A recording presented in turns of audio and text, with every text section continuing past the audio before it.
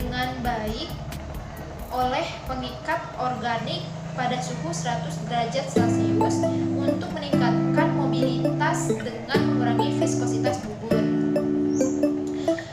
Setelah itu dicetak ke dalam cetakan logam menggunakan mesin cetak injeksi yang dilakukan selama 20 detik untuk mempersiapkan green body.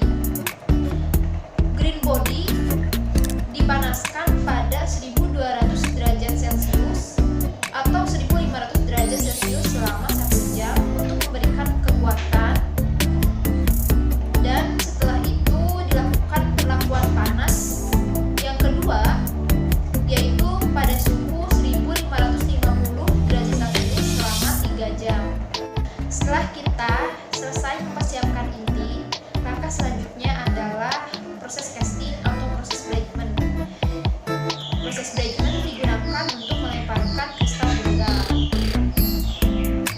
Dan proses ini, bilah turbin dengan panjang 150 mm dilemparkan menggunakan superalloy berbasis Fe.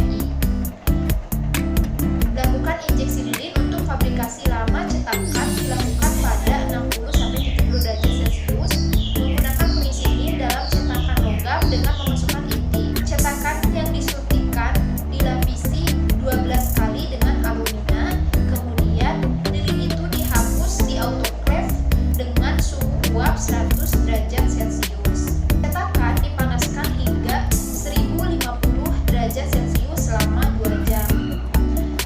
Pengecoran dilakukan dengan logam cair pada 1550 derajat Celcius dalam tungku vakum, dan laju pertumbuhan kristal adalah 4 mm per menit.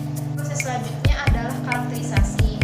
Nah, karakterisasi ini kita bisa melihat atau bisa menguji hasil dari proses persiapan inti dan proses casting tersebut dengan menggunakan perangkat lunak prokes. Nah, untuk uji disolusi dari sampel inti yang dibuat dengan injection molding 50%, larutan natrium hidroksida digunakan dan diaduk pada suhu 60 derajat Celcius. Lalu, proses pencucian untuk menghilangkan inti di dalam blend asli terdiri dari 3 proses. Pertama, mengisi dan siklus, yang kedua membuang, dan yang ketiga mencuci menggunakan autoclave pencucian. Setelah memasukkan produk casting dengan inti ke dalam autoclave, lalu diisi dengan larutan kalium hidroksida 33%, dan inti berulang kali mengalami proses tekanan dan non-tekanan pada suhu 160 derajat Celcius. Kita dapat mengetahui keberadaan inti diperiksa menggunakan inspeksi X-ray. Bagian dalam mata pisau mikro diobservasi untuk mengonfirmasi apakah kristal tunggal itu terbentuk atau tidak. Pertumbuhan kristal tunggal pada blade diamati dengan mikroskop optik. Setelah semua proses dilakukan, kita bisa melihat hasil dari penelitian ini yang ditulis atau yang dipaparkan dalam hasil diskusi. Yang pertama ini ada gambar A dan B, di mana ini merupakan sampel inti yang disiapkan dengan pengikat anorganik yang terdiri dari silikat dan logam alkoksida setelah perlakuan panas pada 1400 derajat Celcius. Yang A ini menggunakan silikon karbida 0%, dan untuk yang gambar B ini menggunakan silikon karbida 15%. Kita bisa mengetahui perbedaan dari kedua gambar ini. Jadi, dapat dijelaskan bahwa sampel inti yang dibuat dengan silikat dan logam alkoksida benar-benar utuh karena banyaknya fasa kaca terlepas dari keberadaan silikon karbida, bahkan pada suhu 1400 derajat Celcius yang lebih rendah dari suhu casting kristal tunggal. Hanya prekursor silika atau teos tersebut dengan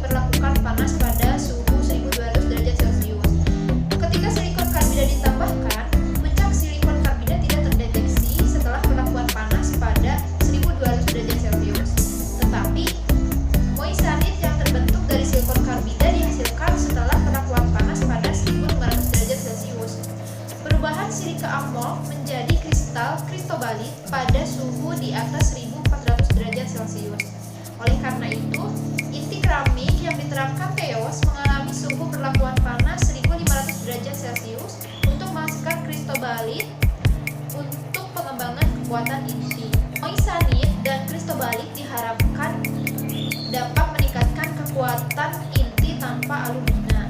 Gambar ini menunjukkan foto inti yang dibuat oleh cetakan injeksi konvensional yang diproduksi dengan pengikat anorganik setelah perlakuan panas pada suhu 1200 derajat Celcius dalam pengocoran presisi konvensional, lalu dipanaskan kembali pada suhu 1550 derajat Celcius.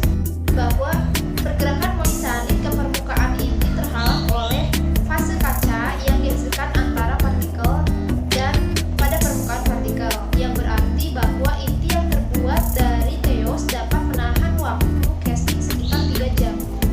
Dalam kasus inti tanpa lapisan teos, moissanite terdeteksi pada permukaan inti.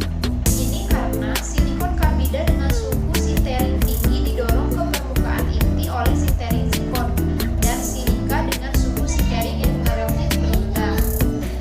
Namun, dalam bentuk inti yang dilapisi dengan lapisan teos, partikel-partikel akan terperangkap dalam fase kaca yang dilapisi pada permukaan, sehingga bentuk inti tidak disinter. Dengan demikian, seperti yang ditunjukkan gambar, meskipun moissanite terdeteksi hanya pada permukaan inti, temperatur sintering silika, tepung zirkon, dan silikon karbida masing-masing adalah 1400 sampai 1600 derajat Celcius, lalu 1300 sampai 1500 derajat Celcius, dan 2400 derajat Celcius atau bertekanan tinggi. Dengan demikian, silikon karbida dengan suhu sintering tinggi tidak disinter tetapi merupakan fase transisi ke moissanite. Sedangkan tepung silika dan zirkon disinter pada suhu casting 1550 derajat Celcius.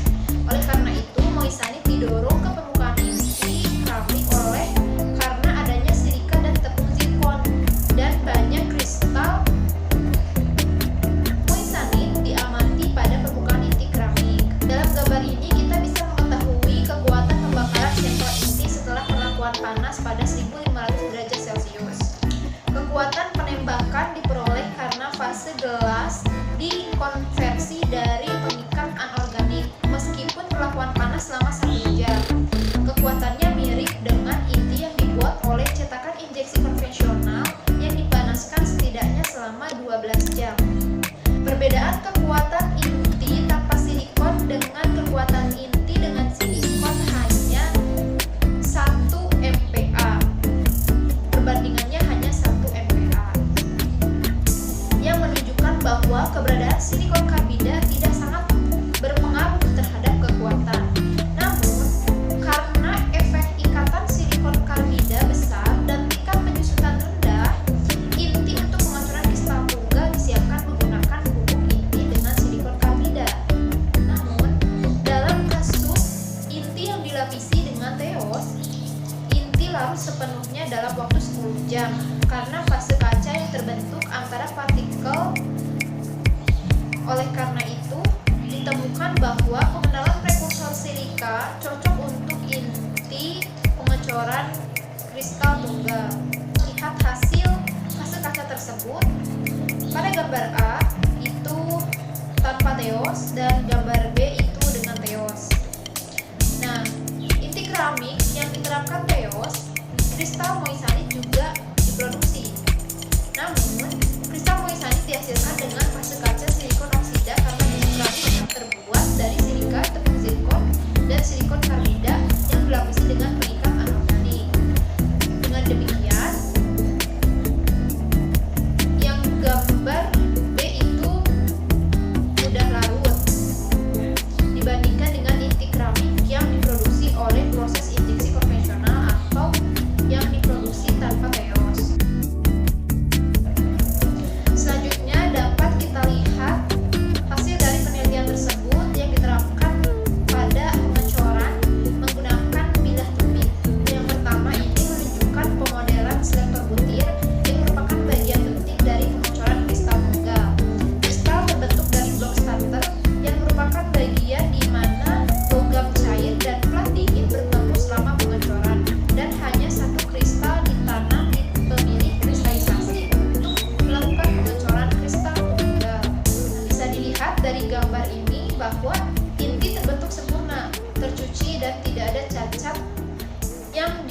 gerakan seperti memutar, menyusut, dan retak. Dan juga tidak ditemukan adanya cacat permukaan pada blade dan perubahan warna atau cacat pada cetakan. Salah satu parameter penting untuk pertemuan kristal tunggal adalah masalah gradien suhu. Untuk mengatasi masalah ini, dianalisis melalui program simulasi solidifikasi prokes. Nah, gambar ini menunjukkan hasil prediksi menggabungkan metode elemen hingga FEM untuk menganalisis perpindahan panas makroskop dan model prediksi butiran kristal dari pengecoran kontinu dan pengecoran presisi paduan tahan panas super. Nah, prediksi ini telah dibuktikan dengan pengecoran sudut turbin yang sebenarnya. Bisa dilihat dari gambar ini. Gambar ini menunjukkan pembentukan kristal tunggal. Macroetching dilakukan untuk memeriksa keberadaan pertumbuhan kristal tunggal. Dilanjutkan dengan larutan campuran HCl ditambah H2O2, namun pengambilan makro tidak berjalan dengan baik di blade karena ketahanan korosi supralloy lebih dari 1,5 kali. Dengan demikian, kehadiran pertumbuhan kristal tunggal diamati pada bagian runner paling atas dari produk core, dapat kita simpulkan bahwa inti keramik yang memiliki kekuatan tinggi dan daya larut tinggi disiapkan dengan menerapkan pengikat anorganik pada metode pencetakan injeksi konvensional untuk pengecoran kristal tunggal berbasis Ni. Kekuatan inti yang dilapisi dengan prekursor silika atau teos secara signifikan meningkat meskipun perlakuan panas yang relatif singkat selama 1 jam dibandingkan dengan inti yang disiapkan dengan metode injeksi konvensional. Hal ini disebabkan oleh fase kaca yang dihasilkan antara partikel dan transformasi fase moissanite dari silikon karbida. Tidak seperti cetakan injeksi konvensional, di mana kekuatan inti diinduksi oleh reaksi sintering antara partikel dalam sampel inti tanpa lapisan teos. Tidak ada patah terjadi di inti setelah perlakuan panas pada 1550 derajat Celcius atau suhu casting, tetapi fase kristal moissanite terbentuk pada permukaan inti. Ini tidak hanya menyebabkan kerusakan pada produk tuang, tetapi juga mengganggu pertumbuhan kristal tunggal. Namun, dalam sampel inti yang dilapisi dengan teos, tidak ada kristal yang terbentuk di permukaan dan tidak ada perubahan bentuk seperti retak atau perubahan dimensi setelah perlakuan panas pada suhu 1550 derajat Celcius. Ini karena moissanite terbentuk pada lapisan dalam lapisan oleh pupuk silikon karbida teos dilapisi. Hasil